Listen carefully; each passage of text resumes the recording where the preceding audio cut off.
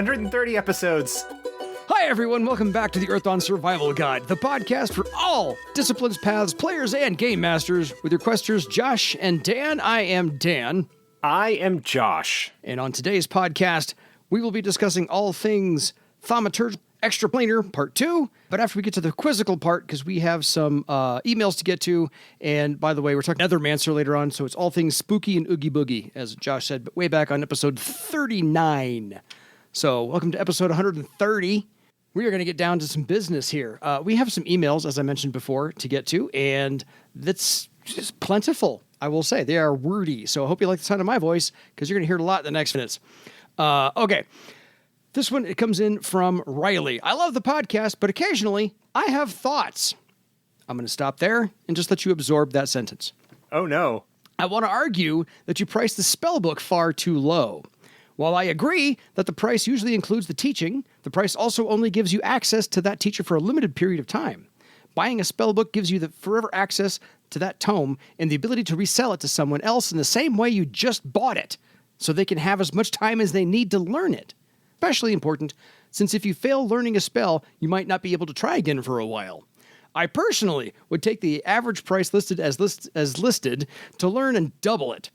And trying to buy one on the open market, I would quadruple it. Again, not an important note, but a thought that immediately came to head when listening that I couldn't hold in. Cheers, Riley. Yeah, that's cool, if that's how you want to do it. One of the problems with trying to assign monetary values to loot that isn't already provided in some capacity is that different games have different standards of what a quote-unquote lot of money is.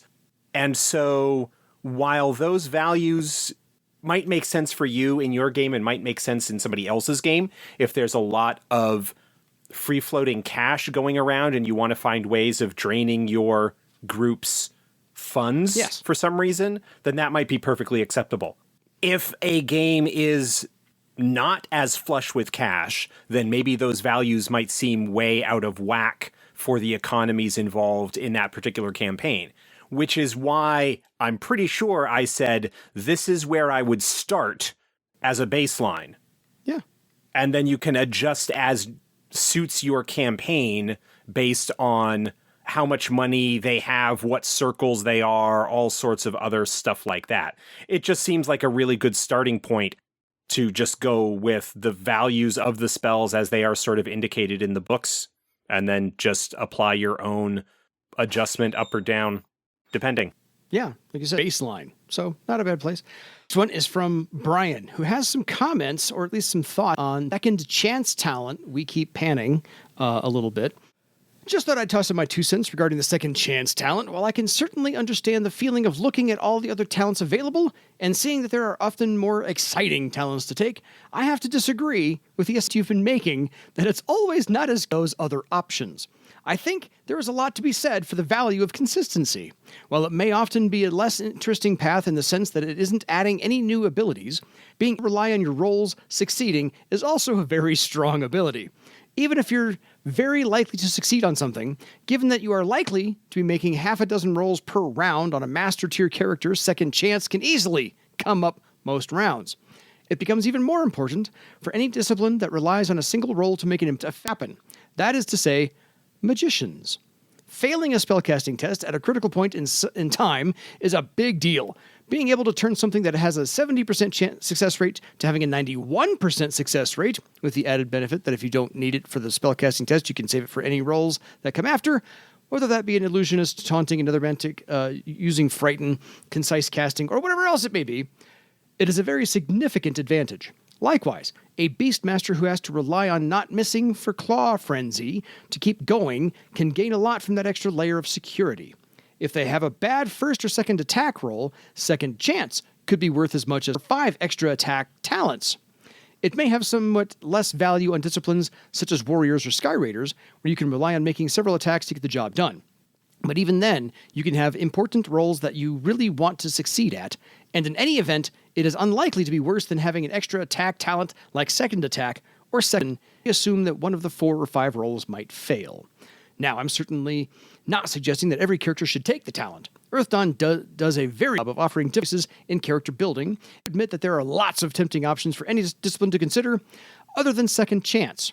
I am simply saying that Second Chance is a talent that takes all of your other investments and makes them just that little bit stronger. And that is worthy of being competition for many other Master Tier talent options. Thank you. Those are some good points, Brian. That is something to keep in mind, that it could affect the statistical likelihood of success when it comes to important tests that you really want to make sure that you succeed at. You know, whether that is an early Claw Frenzy attack that doesn't hit, or if you're doing something like fair Spliced Weave, where you are conceivably going to be making multiple thread weaving tests per round or anything like that. I can see the value in that.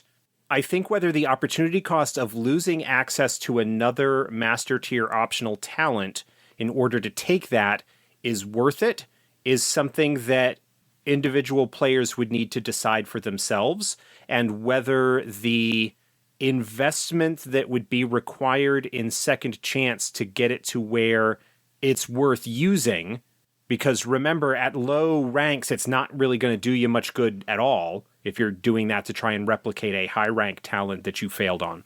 It's just something that you're going to need to consider. And as has been made clear, my assessment of things has been that there generally are more exciting talents that you could choose to replace it.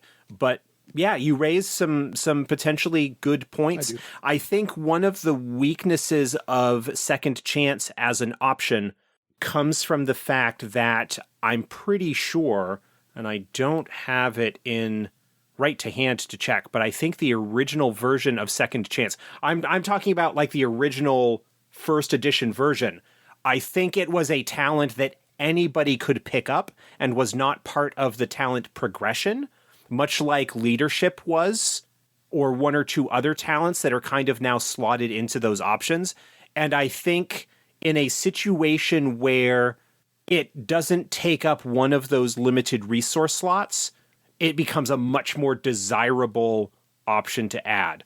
I don't know for certain whether that's the case from first edition, but it feels like it might have been. And that definitely changes the calculus of how I would value it within that paradigm. The other thing that you could think about if you are looking at that, I mean, by the time you're Master Tier and are deciding your options, you would have a pretty good idea, like if you are pursuing a path, if there are talents that are available through your path that could duplicate an option that you would be taking as your discipline. There aren't a lot of super specific Master Tier talents, I don't think, that are available through paths. I have not done the analysis on that to be sure, but that's something that you could potentially look at as well. But all that to say, good points. Thank you for bringing them up, and it does make sense within a certain framework that it might be a desirable option. At least for the disciplines you brought up. I mean, yeah. Thank you for that analysis. Well done, sir. On to a rather long one from Tim, and you can quote me on that. Just kidding. So we got some questions in the middle of all this. I will parse as needed and pause for Josh's responses because, again, this is a longer email. So I saved the longest one for last. First, thank you for the podcast. Afternoon, Jan and Josh. I have just consumed the entire backlog, barring 128, which came up today, and I'll listen to it tomorrow, over the last 6 months. And now I'm going to have to track down the Legends of Barsave to keep the drive home filled. I played a couple of sessions back in 90-something, and then carried on with other role-playing. Shadowrun, Rollmaster, more Shadowrun, even more Shadowrun, Hero, EABA, D&D 3.5, and a few others. And I'm definitely on the more simulationist side and enjoy getting into the weeds and how things work on a medieval adjacent world. I've now bought some of the 4th edition books, and I'm looking to run or play in Barsave soon-ish, when I have both time and players. So as you've been asking for questions and comments, I have a few, and these are in no particular order. They are more on general topics rather than specifics about the game mechanics, as I have less experience with them. The Rites of Protection and Passage. I'm going to read the comments first. I assume Netherwalk does not work through them. Also, summoning spirits, will they work within a kaer? And could you summon a named spirit at one kaer, work with them, and then they can go to another kaer and work there as well, allowing communication between kaers during the Scourge? Can the passion get inside kaers from the mad passions? I think this would be true. So, the Rites of Protection passage, do these prevent astral sensing across their boundary? And spells and talents like Earthwalk, Thought Link, and similar, can they work through the wards? Generally speaking, I would probably say no. To get back to the question about spirits, there is an example in one of the published novels. I think actually it might be one of the short stories in the Talisman collection, where the main character is a Nethermancer and is doing the Nethermancer karma ritual where they summon a spirit and have tea with it. And so clearly, like within that case, they could summon the spirit, and so the spirit could be brought into the kaer and the wards. I certainly imagine that the passions would be able to, through which power or ability or mechanism. That's a great question. Who knows when it comes to the passions? Agreed. But otherwise, I wouldn't allow Netherwalk to cross the boundary. So there's a couple of things that are going on here with this. Part of the reason that the kaers were built underground was so that they did not need to ward the entire outside of it, because the earth itself, the living earth, would act as the barrier. That the only places that they would really need wards and protections would be sort of on the doors and gates and the entry access points, or points, plural, to the kaer.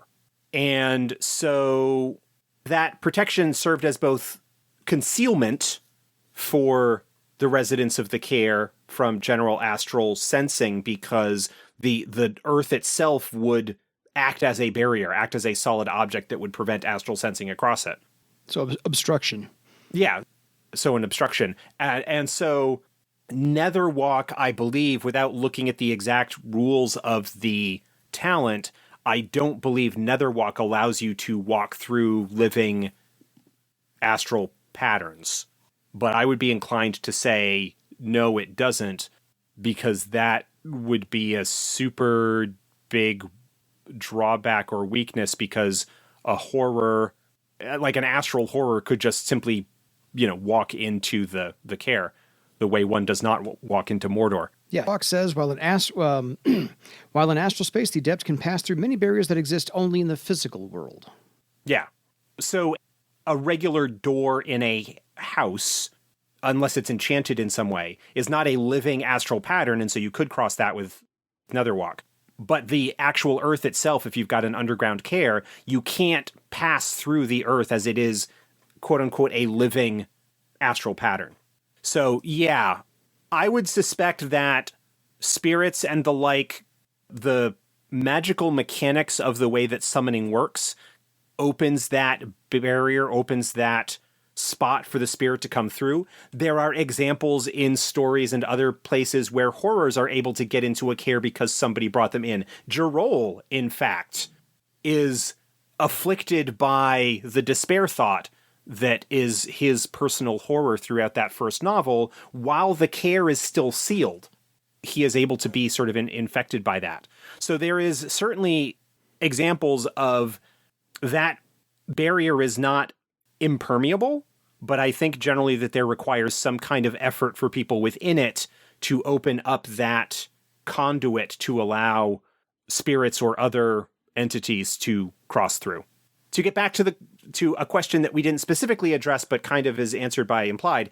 So yes, in theory, a named spirit could be summoned in one kaer, do some work there, and then be summoned at another kaer later.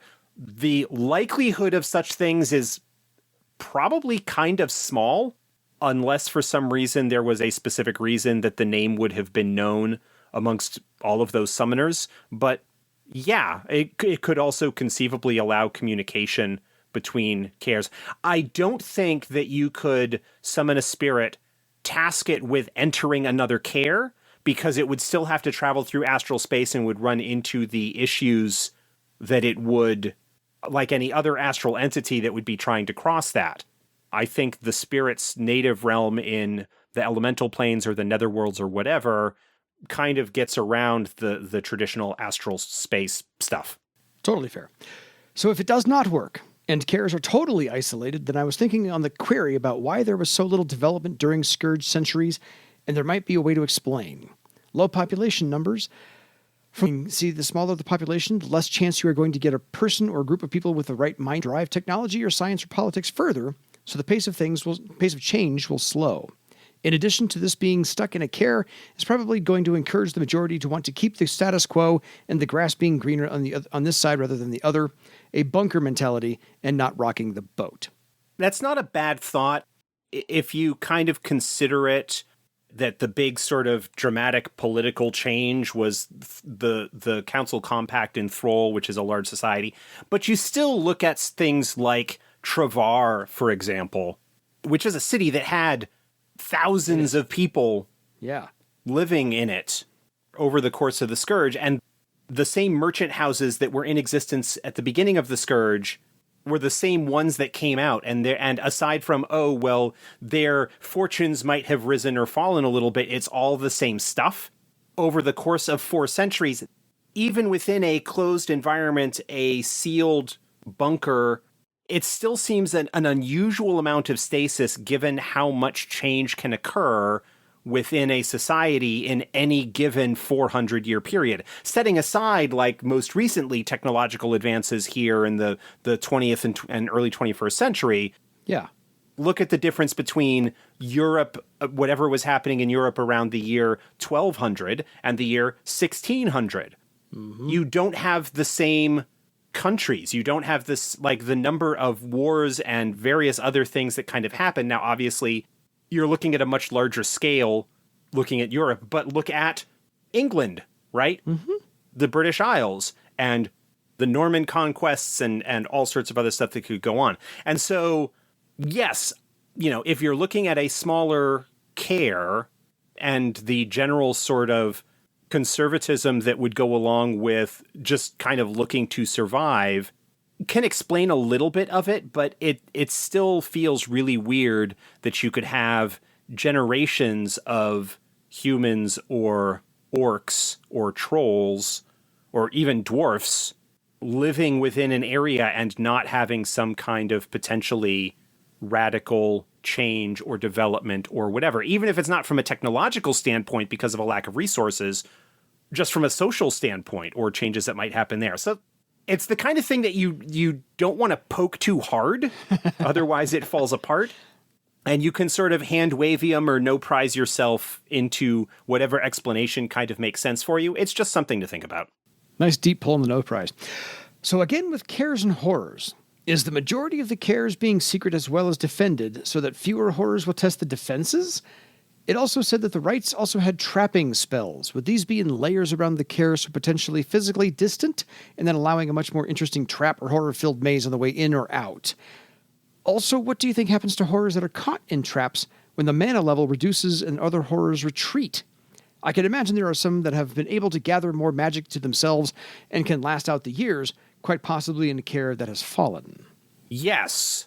So the secrecy of the kaers, the fact that they are hidden underground and often had their entrances masked or concealed or whatever, was another way to just reduce the chance that a horror could find them and potentially breach the kaer.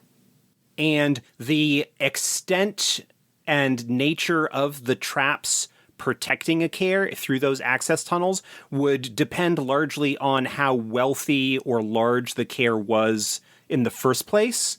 It could be that a smaller town or village might not have had the resources to put into trapping the access corridors because they had to put all of their energy into creating the shelter in the first place. Putting extensive traps isn't going to do you a whole lot of good if you don't actually complete the place that you're going to be living in the meantime. So there is a potentially incredible amount of variety that you can have with that sort of thing.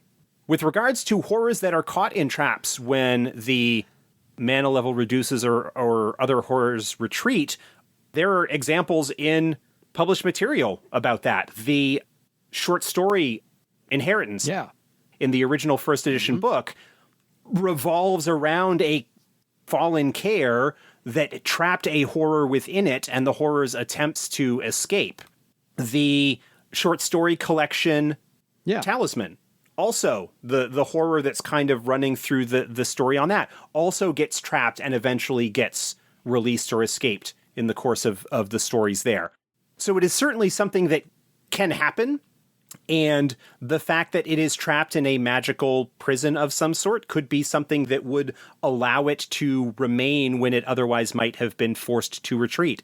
When it comes to that sort of stuff, there is a lot of flexibility and creativity that you can have to do what you want from a narrative standpoint. As I recall, and I did not do a whole lot of digging on this, Liferocks sort of acted as a kaer on their own.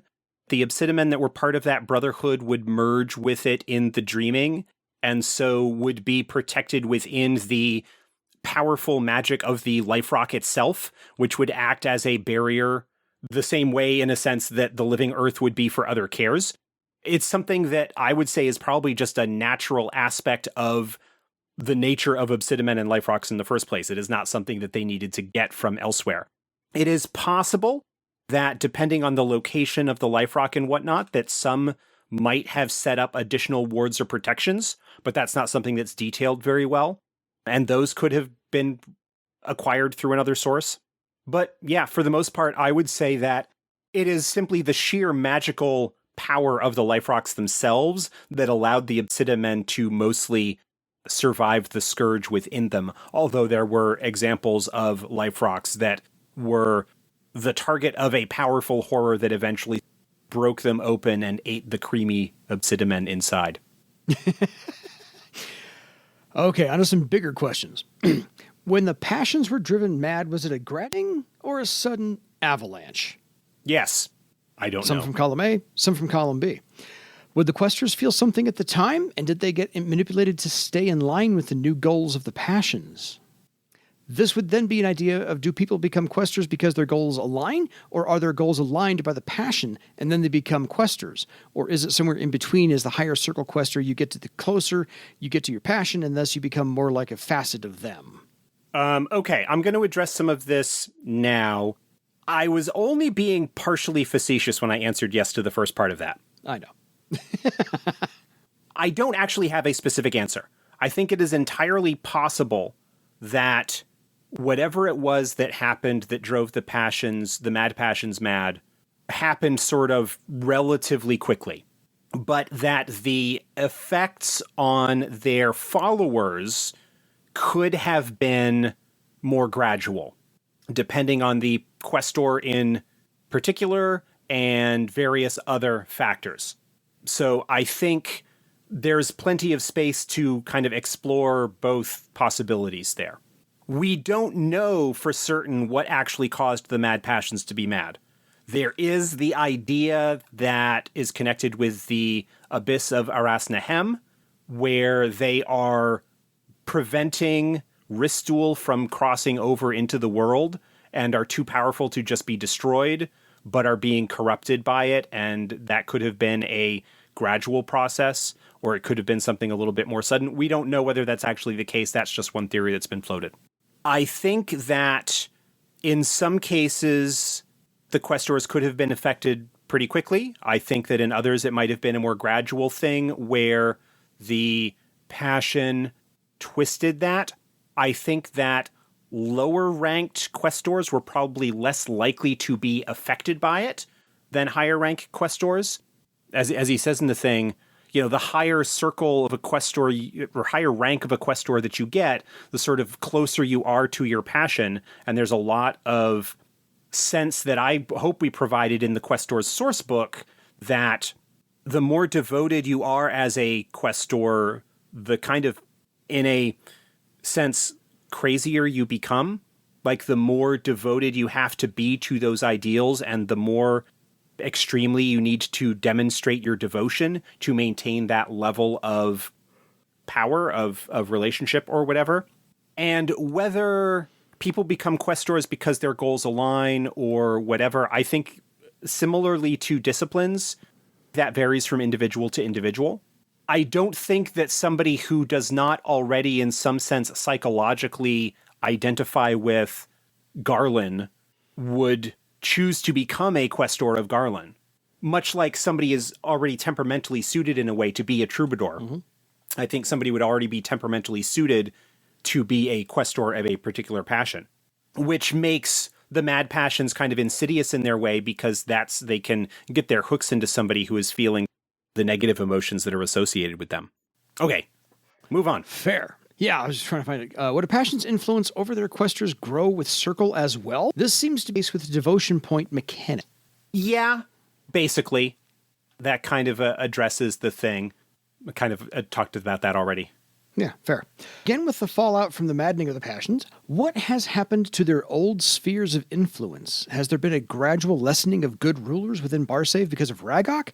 For instance, from the Questors book, it seems like the Questors are there to promote the ideals of the passions, so without that promotion, is there a relative drop of their ideals, and are we looking at a downward spiral? Not actually something I'd personally like, as I prefer my role-playing to be generally in a positive trend. No, I don't think that's the case at all. I don't see the passions as the sources of those ideals. So I don't think that the corruption of Rashomon, former passion of rulership, to Ragok has done anything to affect the presence of good rulers within Barsave. I don't see them as the source of that concept. I see them as just being sort of associated with it. Fair. While in a sense, yes, there would no longer be questors out there necessarily promoting those ideals, it just means that those ideals are no longer associated with a particular spiritual entity. It doesn't mean that concept has ceased to exist or itself has become damaged. Fair. Tim, you are full of questions. A question about the metaphysics of spells and design, and more how they come across in this setting. I understand that there are not going to be rules for spell design for players. Is the post-Scourge Barsave, or at least parts of it, a place where magical scholarly pursuits can flourish, so within the setting, new spells are being designed? Behind the door of the Great Library of Thrall, wizards have figured out more of the astral currents and are so coming up with a spell that tracks pattern items back to their owners or something? Or creating a spell that allows sequestering of a horror mark like the Horror Stalker's talent? Or are there the spells that came before and no more can be created as we are on our way out of the high magic period? It is absolutely possible for new spells to be developed within the setting. The spells that are in the player's guide and a couple of spells that are in other 4th edition supplemental materials, at least as far as I am concerned, are not intended to be the be-all and end-all of the spells that are available. I think higher circle spells, and we will have a better picture of what those are when the Magic Deeper Secrets book eventually comes out. I think those are probably harder to develop and design, but I don't see any reason why lower circle spells could not be developed and designed, or spells that existed in rules form in previous editions could not actually still exist. We just don't have like a 4th edition write-up for them or that sort of thing. Yeah.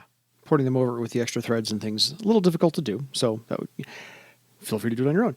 In relation to this, do you think Barsave Age of Discovery, or looking back to the past, or a bit of both? From what I have read, listened to, it seems to be somewhere in between, a delicate balance of using the glories of the past to guide, to create a better future. This is, of course, in relation to the younger name-giver races. I'm not going to speculate on the dragons. I'm going to say a bit of both. For me personally, a big part of the appeal of Earth Dawn is that sort of historical / legendary approach to things, and how you can address today's problems with the knowledge from the past, but that also would carry with it learning about the mistakes of the past and not repeating them. So yeah, a bit of both. And the amount to which you want to explore that, the ratio of Age of Discovery or looking back to the past. Mm-hmm. I mean, they're kind of two sides to the same coin, really. One of the campaign styles is a Age of Discovery, going and discovering things, but those things that you discover are relics or knowledge or information about the past. So that's kind of where I would be with that. There are a number of other less formed thoughts in my head which may or may not appear at some point. Thank you again, and I hope some of my thoughts have sparked some interest with yourselves. Tim. Yeah, thank you, Tim. Great general questions. Some really interesting ideas there. And I appreciate you, first off, burning through that backlog. Oh, no kidding. And then sending such a bunch of good topics for discussion. He does have a PS. I noted in the Mystic Paths, page 1-4 of the PDF I have, that the gauntlet information is titled Purifier, Talents, and Abilities. It sounds to me like you have the backer preview PDF or one of the early PDFs before the actual books were printed. I checked the official PDF that I've got. It does not have that error. And Dan checked his print copy, and it also says Gauntlet on that page. So I suspect it was probably an early version PDF that error got caught and fixed. And so what you would probably just need to do is go to wherever it was that you purchased that PDF, whether that's through DriveThruRPG or fazagames.com, and download the latest version. Probably for free. In fact, both of those places should have the version of Mystic Paths with the quote-unquote second print errata included into it as well. So that might be worth something grabbing. Totally, because I don't have that one either. Anyway, that ends our quizzical portion of the show, the first half per se, because that was 34 minutes long. And we are now on to the portion where we're going to talk about all things Oogie Boogie and weird, because we're going to get into the second half of the Nethermancer talents, abilities, and whatnot for your character progression to get into. So this is fun. We have a couple of new ones here that we've never talked about before, but since we're rounding out the end of our 15 discipline list, this should be pretty quick because we've talked about most of these talents before. So at ninth circle, the Nethermancer gets a wonderful little ability because everybody does. Otherworldly Willpower. The Nethermancer performs an 8-hour ritual to steal their will with astral influences. Each adept's ritual is unique, often based upon their training and personal philosophy. Some may summon ally spirits, trading a piece of their pattern, while others may expose their psyche directly to astral space. The ritual is often performed as the final step in becoming a warden, but may be done at any time. After the ritual, the adept takes 1 blood magic damage and permanently adds +3 to their willpower value, therefore raising it up a whole step. Yes. Pretty typical. There are similar abilities that are given at ninth circle among other disciplines. This one just boosts the willpower. This also means that they can boost their willpower above and beyond what other characters would be able to, because this would stack on top of their other attribute increase options. Yeah, totally. So this was a nice big boost. For karma, they can now spend a point of karma on recovery tests. And the discipline talent at ninth circle for the Nethermancer, Matrix Sight. Yeah, pretty straightforward. We've talked about this with a few different disciplines. This expands the Nethermancer's astral investigation abilities. It allows them to see matrices that are possessed by other magicians and learn information about them. And it also allows them to target those self-same matrices with attacks that can do so. Yeah. So on to 10th circle, because we're going to get through these really quickly. The Netherman +2 to their original social defense, so that's not bad. And they also gain an additional recovery test per day. Nice for a spellcaster to have. And the discipline talent, brand new, we haven't talked about this, I think maybe once before, Blood Insight. No, we have not talked about this before at all, because this is a talent that is only available to Nethermancers. Wanted to make sure of that. I'm occasionally wrong. They are the only one that has this. Blood Insight allows the Nethermancer to interact with blood in some capacity and gain information and understanding of who it belonged to. They make a test and they learn the gender, race, and age, roughly, of the target. If it's within a certain amount of time, like if it's recent blood, could be used to form a temporary mystic connection, and it sort of allows them to ask questions to learn information about their health or whatever, and it also allows them to get a bonus to spellcasting and effect tests against that target, and also allows them to use that blood as a connection for things like Mystic Pursuit. So a part-time phlebotomist, just making sure. On to 11th Circle. The Nethermancer gets a +1 to their physical defense from their original number, and they now get to spend a point of karma on a summon or binding spell they are casting to improve a bonus or effect step from the spell by 2, or reduce a penalty from the spell by 2. Not bad either. Yeah, this is expanding, giving them a little bit more options and flexibility when it comes to their stuff when dealing with spirits. Fair. And the discipline talent at 11th Circle is Netherwalk. Yeah, we talked about this briefly with the Thief. It is available as a talent option for them in their master tier. This is a dangerous ability, but it allows the Nethermancer to open a portal into astral space, allowing them to step through and then to sort of travel through astral space as the medium. It is dangerous because being in astral space is dangerous. You take damage for the amount of time that you are there. It does allow you to cross through sort of non-magical things like, a non-enchanted door like we talked about earlier in the episode or things like that. Yeah. There are some limitations in terms of how they can interact with physical world while they're in astral and stuff like that. Many paragraphs about Netherwalk. On to 12th Circle, the Nethermancer gets a +4 to their Mystic defense. So if you're counting, it's +2 social, +1 physical, +4 Mystic right now to their original number. And they get a +2 Mystic armor. So this is a huge Mystic boost at 12th Circle. It's kind of necessary. And the discipline talent is Concise Casting. Yeah, Concise Casting is the 12th Circle discipline talent for all of the magician disciplines.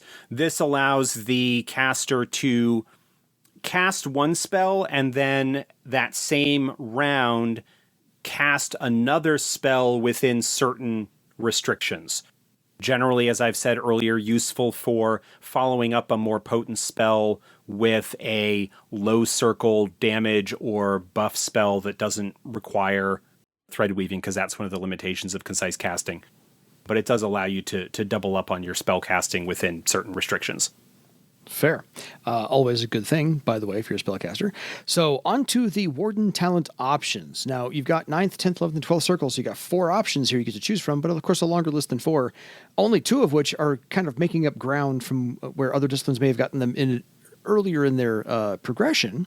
Evidence analysis and item history, for example. Both of those have a strong sort of mystical component to them, and the Nethermancer's understanding of astral energies and patterns kind of tie into both of those, but they get them later because they're not quite as core to the Nethermancer's concept, and there are other things that they get instead. Absolutely. So on to the rest of the list, which actually is new to the companion, and we're going to be alphabetically. The Armored Matrix talent. This is the Warden Tier spell matrix. It acts like a enhanced matrix. It just has higher damage rating and has some improved armor to it to reduce the ability of various attacks that become available at this circle to affect the matrix. Totally. Astral Pocket. Talked about this a couple of times. This gives the Nethermancer a place to store items in astral space. Just a small, kind of a small little space. The amount that it can hold is based on their rank. It's a nice, useful place to potentially stash things that you might want to have found physically on your person. We talked about this with the Elementalist. This is a talent that you would use in place of straight willpower if you are doing a contest of wills against a spirit. Yes, weaponsmiths get this. This is a talent that gives you pretty significant bonuses when you are performing sustained actions at the cost of penalties to other stuff that you might be doing while doing it. So useful for enhancing research, enchantment, any kind of long-term thing that you might be doing, it can come in handy. Totally.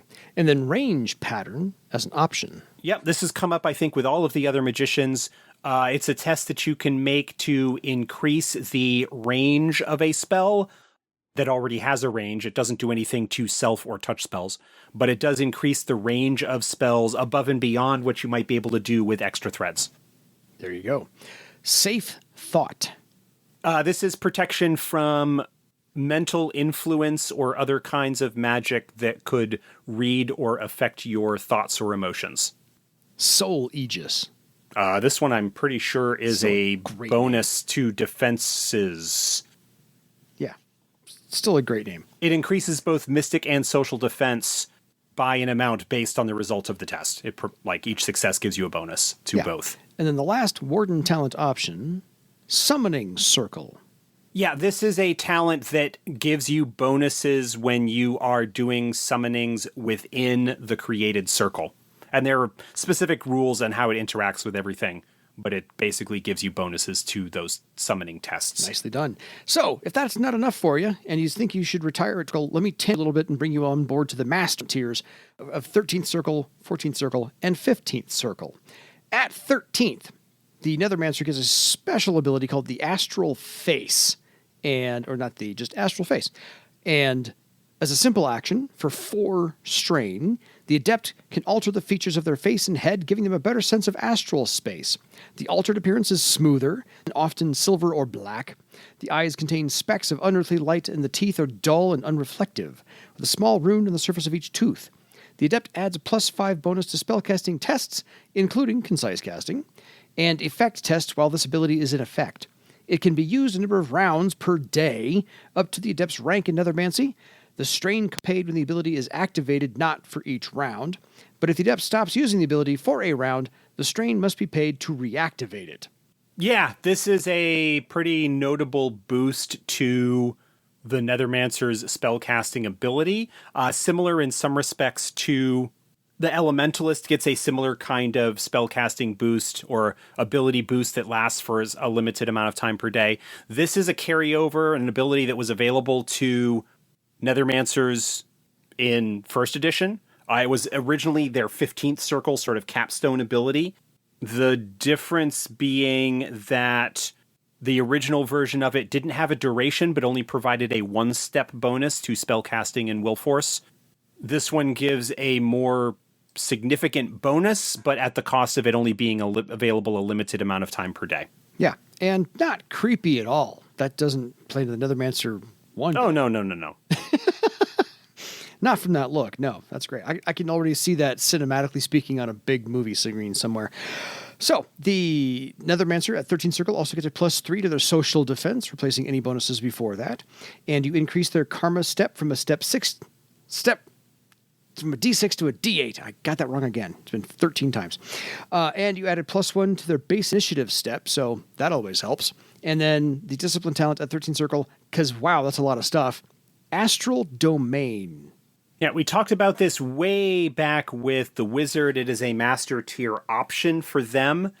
This allows the adept to take control over part of astral space in an area, potentially reducing the corruption level. It lasts for a limited amount of time, but yeah, it modifies the effective corruption level of astral space in the area. Well done, you. So, 14th Circle, when you finally get there, the Nethermancer gets a +5 to their Mystic Defense, replacing all the other bonuses before that.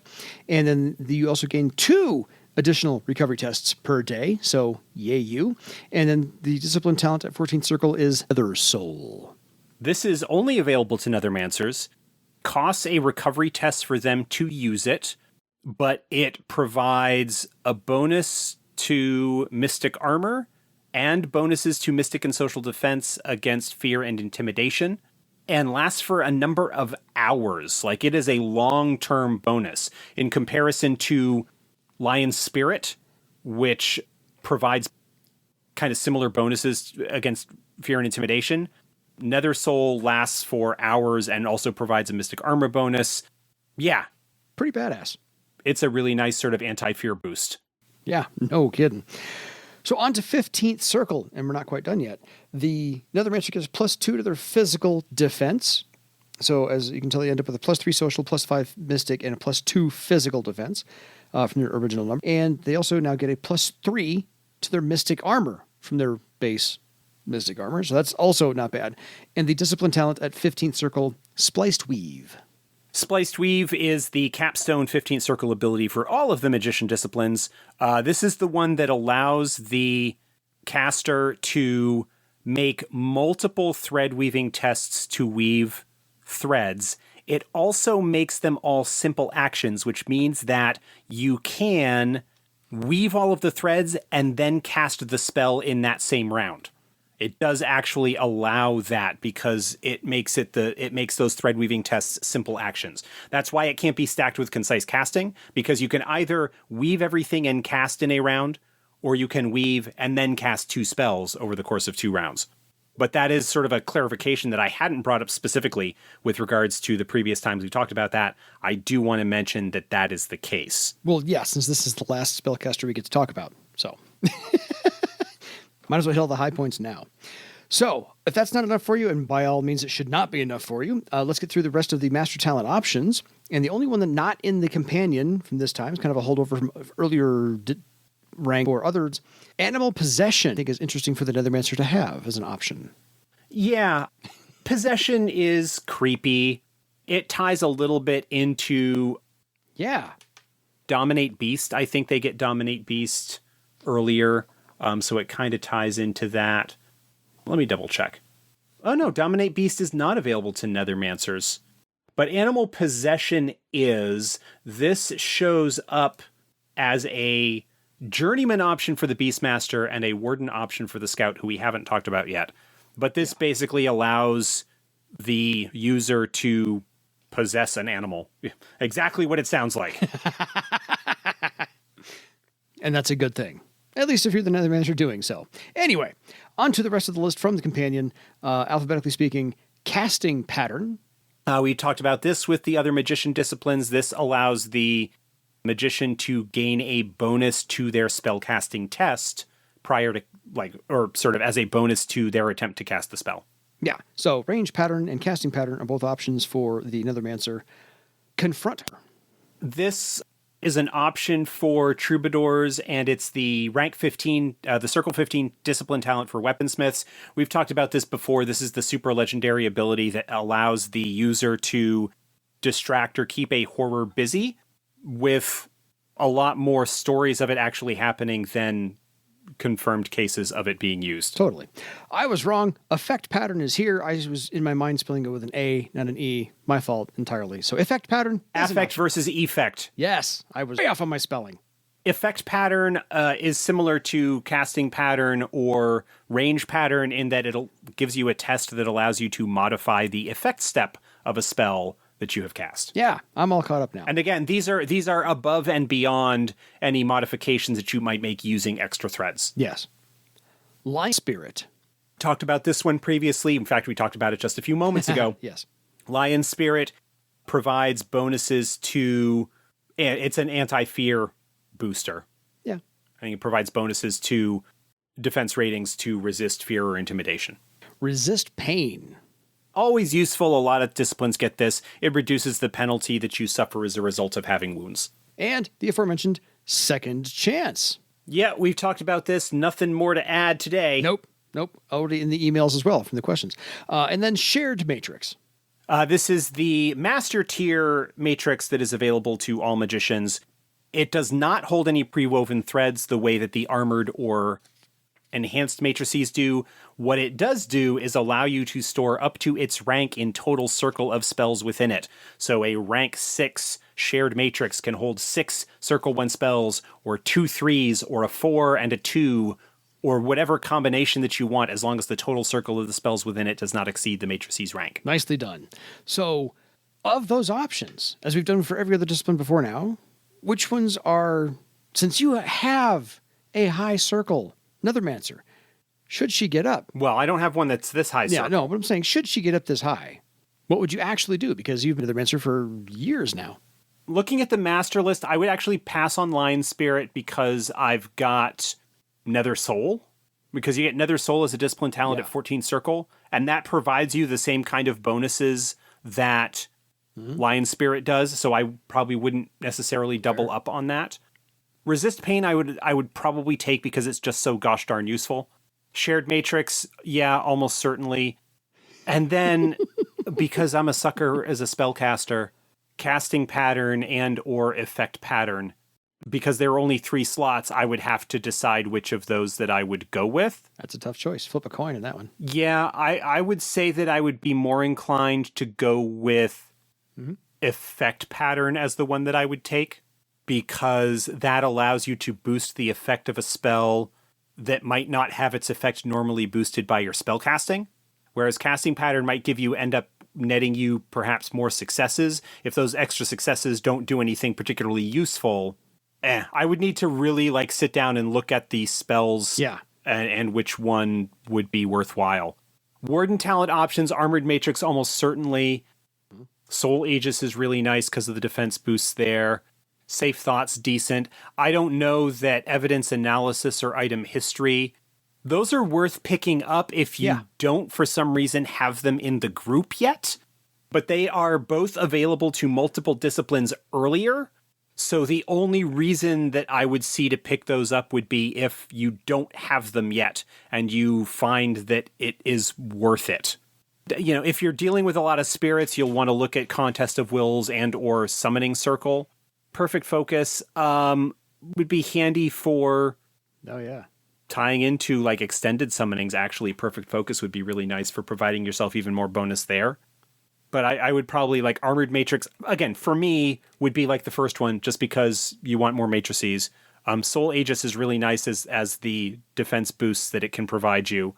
And then kind of the other stuff that you would pick up would depend on what might be needed in your group and what you might want to do. I think when you're getting to these circles, particularly where we don't have a lot of spells available for there, this might be the point where you really start expanding even more into dealing with spirits and stuff, because they can be super handy. And so having those talents to deal with them would be worthwhile. Absolutely. Folks, if you have any questions for us, because we answered a slew of them at the very beginning of this, please feel free to email us at edsgpodcast@gmail.com. Next time, I think it's time for you to go and be worldly war for your legend. Good night, everybody.